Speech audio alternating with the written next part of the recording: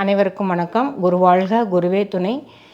மாந்தி அமர்ந்த நட்சத்திரம் புனர்பூசம். புனர்பூச நட்சத்திரத்தில் மாந்தி இருந்தால் என்ன பலன் நடக்கும் அப்படின்னா, அவங்க வாழ்க்கை பார்த்திங்கன்னா ஒரு அடுத்தடுத்து ஒரு ஒரு எண்டு அப்படின்னு இப்போ ஒரு செயல் இருக்குது அப்படின்னா, ஒரு எண்டு இருக்குன்னா உடனே அது அடுத்தது வேறு செயலுக்கு போக மாட்டாங்க. திருப்பி அதே செயலை திருப்பி செய்வாங்க.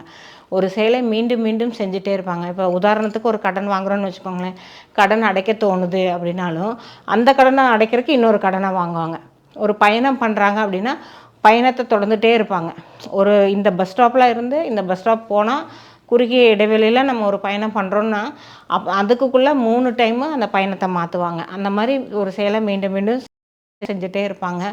ஒரு கரெக்டான ஒரு விஷயத்தை செய்கிறதுக்கு அப்படிங்கிறது வழிகாட்டுதல் இல்லைன்னா இவங்களால் ஜெயிக்க முடியாது. அப்போ இந்த புனர்பூச நட்சத்திரத்தில் இந்த மாதிரி இருக்கும்போது அவங்க என்ன பண்ணணும்னா, நம்பிக்கை இழக்காமல் அவங்க வாழ்க்கையில் முன்னேற்றம் அப்படிங்கிறது தன்னால் முடியும் அப்படிங்கிற தன்னம்பிக்கையோடு இருந்தாங்கன்னா ஜெயிக்கலாம். இந்த மாதிரி நிறைய பலன்கள் இருக்குது, பரிகாரங்கள் இருக்குது. வகுப்பில் பங்கு பெற்று பயன்பெறுங்கள். நிறைய விஷயங்கள் தெரிஞ்சுக்கலாம். 12/4/2026 வகுப்பு நடைபெறும். அனைவரும் கலந்து கொள்ளுங்கள். நன்றி, வணக்கம். வாழ்க வளமுடன்.